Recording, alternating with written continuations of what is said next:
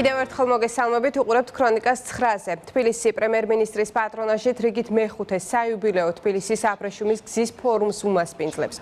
ღონისძიებაში მონაწილეობას მიიღებენ მაღალი რანგის პოლიტიკური პირები, ბიზნეს სექტორის და საერთაშორისო ორგანიზაციების წარმომადგენლები, რეგიონის ქვეყნების პრემიერ-მინისტრები და ვიცე-პრემიერები. ფორუმს 73 ქვეყნიდან 2000-მდე დელეგატი დაესწრება.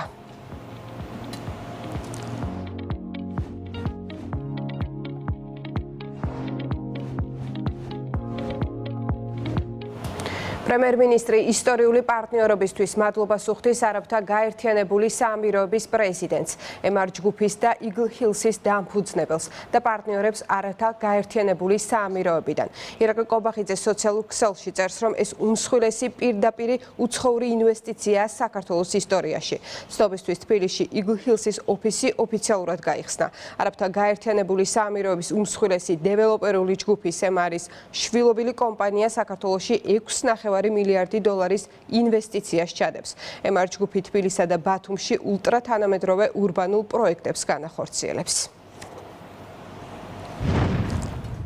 ჩვენ ვიზეიმეთ განმსაზღვრელი მომენტი, უმსხვილესი პირდაპირი უცხოური ინვესტიცია საქართველოს ისტორიაში. არაბთა გაერთიანებული საამიროების 6 მილიარდზე მეტი ინვესტიცია შექმნის ახალ ურბანულ ეკოსისტემას და მაღალანაზღაურებად სამუშაო ადგილებს ქვეყნის მასშტაბით.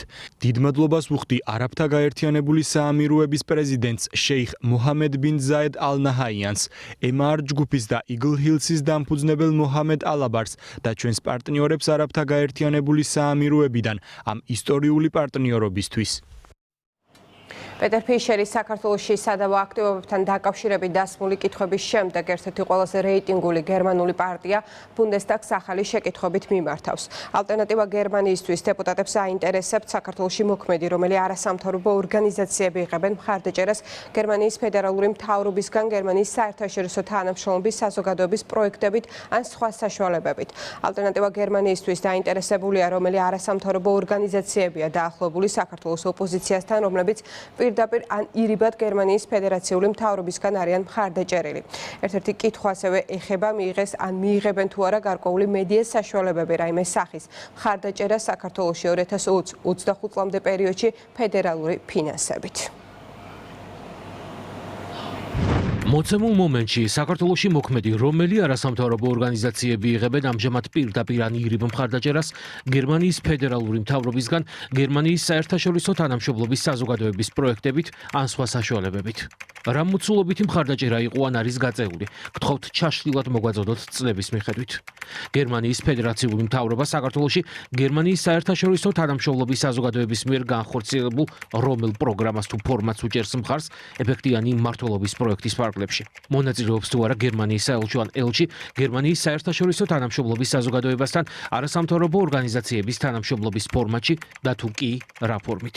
გერმანიის ფედერალური მთავრობის ინფორმაციით, რომელი არასამთავრობო ორგანიზაციები არიან დაახლოებულნი საქართველოს ოპოზიციასთან, რომლებიც პირდაპირ ან ირიბად გერმანიის ფედერაციული მთავრობის მიერ არიან მხარდაჭერილები. მიიღეს ან მიიღებენ თუ არა გარკვეული მედია საშუალებები რაიმე სახით მხარდაჭერას საქართველოში 2020-დან 2025 წლამდე პერიოდში ფედერალური ფინანსებით და თუ კი რა მოცულობით. რუსთაველის გამზირზე შეკრებილებმა გუშინ გზა კვლავ გადაკეტეს. საპატრულო პოლიციის თანამშრომლებმა მათ არაერთხელ მოუწოდეს გზის სავალი ნაწილი გაეთავისუფლებინათ, თუმცა მოთხოვნა არ შესრულდა. მმართველი გუნდის შეფასებით აქციის მონაწილეები მოქმედებენ ნაკარნახევი დღის წესრიგით და მათ კანონის ფარგლებში დარჩენისკენ მოუწოდებენ.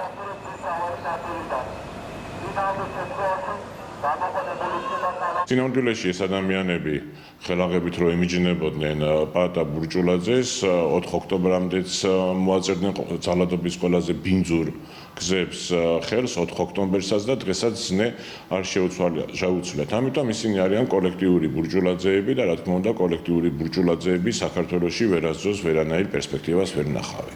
ეს ადამიანები, ფაქტია რომ იმ დღის წესრიგით მოქმედებენ, რომელსაც მათ ჩასახებენ თავისი პატრონები, თუმცა ვხედავთ იმასაც, რომ კანონმდებლობა მუშაობს და რამდენიმე პირი არის უკვე მათ შორის დაპატიმრებული ადმინისტრაციული წესით და გაკეთდა შესაბამისი განმარტებები იმის შესახებაც, რომ თუ კი მოხდება განმეორებით შესაბამისი კანონდარღვევის ჩადენა, ეს უკვე სისხლისამართლებრივ პასუხისგებას გამოიწვევს. კოლექტიური ლომჯარიები, გიგაურები და სხვანი მოუწოდებენ ახალგაზრდებს, რომლებსაც გათვითცნობიერებული არ აქვთ რას ჩადიან და ეს არის დანაშაული პრევენციის მიზნით მიღებული იქნა ეს კანონი, როდესაც არ არის საკმარისი რაოდენობის ადამიანები, არ აქვთ უფლება და ეს არის პირდაპირ ადმინისტრაციულ სამართალდარღვევა. შემდეგ უკვე თუ მეორედ განმეორდება სისხლისამართლებრივი პასუხისმგებლობა დაეკისრება ამ ადამიანებს, ამიტომ ყველამ უნდა გაათვითცნობიეროს, რომ დაემორჩილოს კანონს. პანამის დროშით მცურავი გემი კაისერი იმყოფებოდა ყულევის საზღვაო ნავსადგურში. 2025 წლის 6-7 ოქტომბერს გემი არ არის საერთაშორისო სანქციების ქვეშ და არ ფიგურირებს არც ერთ სანქცირებულ სუბიექტთან ასოცირებული კომპანიების ჩამონათვალში. ამის შესახებ საქართველოს საზღვაო ტრანსპორტის სააგენტოს განცხადებაშია აღნიშნული. სააგენტო ეხმაურება როიტერსის მიერ გავრცელებულ ინფორმაციას, რომ 6 ოქტომბერს ტანკერმა კაისერმა რუსეთის ნოვოროსიისკის შავი ზღვის პორტიდან რუსული ციმბირული ბუკი კლასის ნავთობი ყულევის ნავთობ ტერმინალში მიიტანა. განცხადებაში ნათქვამია, რომ გემის საკუთრებისა და მართვის ჯაჭვში შემავალი ყველა კომპანია, ისევე როგორც მისი დაზღვევა შეესაბამება მოქმედ საერთაშორისო ნორმებს და რეგულაციებს, შესაბამისად არ არის საერთაშორისო სანქციებში. განცხადებაში ასევე წერია, რომ საქართველოს ნავსადგურები არ გამოიყენება მათ შორის მესამე სახელმწიფოების მიერ სანქციებისგან თავის არიდებისათვის. გემი არ არის საერთაშორისო სანქციების ქვეშ და არ ფიგურირებს არც ერთ სანქცირებულ სუბიექტთან ასოცირებულ კომპანიათა ჩამონათვალში. გემის საკუთრებისა და მართვის ჯაჭვში შემავალი ყველა კომპანია, ისევე როგორც მისი დაზღვევა და საკლასიფიკაციო საზოგადოება, შეესაბამება მოქმედ საერთაშორისო ნორმებსა და რეგულაციებს, შესაბამისად არ იმყოფება საერთაშორისო სანქციებში. აღნიშნულიდან გამომდინარე, შემდგომი საბაჟო კონტროლის პროცედურების განხორციელების მიზნით ტვირთით ჩამოიცალა დროებით შენახვის საბაჟო საწყობში. საქართველოს საზღვაო ტრანსპორტის სააგენტო კიდევ ერთხელ ადასტურებს, რომ საქართველოს ყველა ნავსადგურში გემების შესვლა მკაცრად კონტროლდება საერთაშორისო სამართლისა და ეროვნული კანონმდებლობის სრული დაცვით. საქართველოს ნავსადგურები არ გამოიყენება მათ შორის მესამე სახელმწიფოების მიერ სანქციებისგან თავის არიდებისთვის. თბილისის საკრებულოს თავმჯდომარე მთაწმინდის მაჟორიტარმა ზურაბ აბაშიძემ საზოგადოებას საქმიანობის 2025 წლის ანგარიში წარუდგინა. ზურაბ აბაშიძის ანგარიში მოიცავს მისი როგორც საკრებულოს თავმჯდომარის მოადგილის, საკრებულოს თავმჯდომარის ფრაქცია ქართული ოცნება დემოკრატიული საქართველოს წევრის, იურიდიულ საკითხთა და ადამიანის უფლებათა და დაცვის კომისიის წევრის, урბანული დაგეგმარებისა და საქალაქო მეურნეობის კომისიის წევრის და მთაწმინდის მაჟორიტარის საქმიანობას. წლიური საქმიანობის ანგარიში ასევე წარადგინა თბილისის საკრებულოს თავმჯდომარის პირველმა მოადგილემ გიორგი ახვლედიანმა. მოხდა მთელი წლის განმავლობაში გაწეული საქმიანობის დეტალურად განხილვა, საზოგადოებამ მოისმინა კონკრეტული შედეგები, თუ რა გაკეთდა, რა სიკეთე იგრძნო თითოეულ მოქალაქემ, როგორც მთაწმინდის რაიონში და მთელ თბილისში, ამისათვის კიდევ მომდევნო 4 წლის განმავლობაში ვზართავთ, რომ უფრო მეტად ვიმუშაოთ. რუსთავის სასახლის არქეოლოგიურ ექსპედიციას კიდევ ერთი მნიშვნელოვანი აღმოჩენა აქვს. სასახლის მე-6 ოთახში არქეოლოგებმა მე-9 საუკუნის დათარიღებული ჯაჭვის პერანგი იპოვეს. აღმოჩენილია მუზარადიც, რომელიც ამ პერიოდის საბრძოლო დანიშნულების არტეფაქტებს შორის ამიერკავკასიაში ერთადერთია. არქეოლოგიური ექსპედიცია შუა საუკუნეების სასახლეზე რუსთავის მერის ორგანიზებით ივლისში დაიწყო.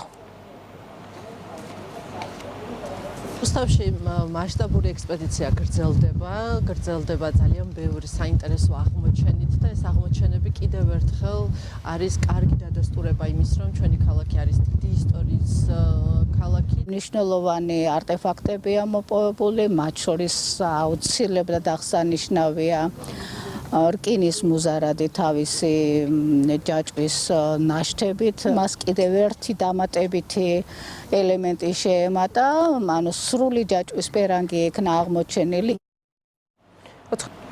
კლავს საქართველოს ქართული სახვითი ხელოვნების მუზეუმში ახალგაზრდა ხელოვანთა დაჯილდოების ცერემონია გაიმართა. როგორც განიმართა მიზანი ხელოვნების საშუალებით სიყვარულის, როგორც უმაღლესი სულიერი ღირებულების გააზრება და თანამედროვე მხატვრულ ფორმებში მისი გამოხატვა. ცერემონიაზე თითოეულ კატეგორიაში პირველ, მეორე და მესამე ადგილის გამარჯვებულები გამოვლინდნენ. გამოფენის ყველა მონაწილე სამახსოვრო დიპლომითა და ფულადი პრიზით დაჯილდოვდა. პროექტი მიმდინარეობდა აპრილის თვიდან.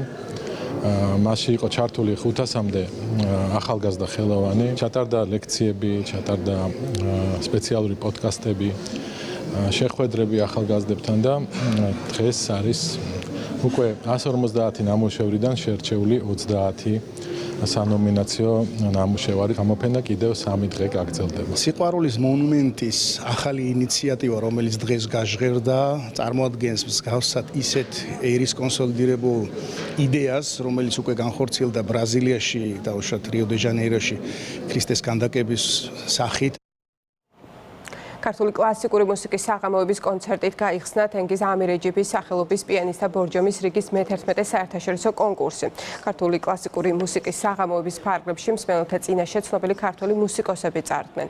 24 ოქტომბრის ჩათვლით მოსმენები იმართება სოლო ფორტეპიანოს მიმართულებით 4 კატეგორიაში, საფორტეპიანო დუეტის მიმართულებით კი 2 კატეგორიაში. კონკურსში მონაწილეობას იღებენ ახალგაზრდა პიანისტები 6-დან 25 წლის ჩათვლით. კონკურსის ჟიურის წევრები კი საერთაშორისო კონკურსების ლაურიანტები არიან.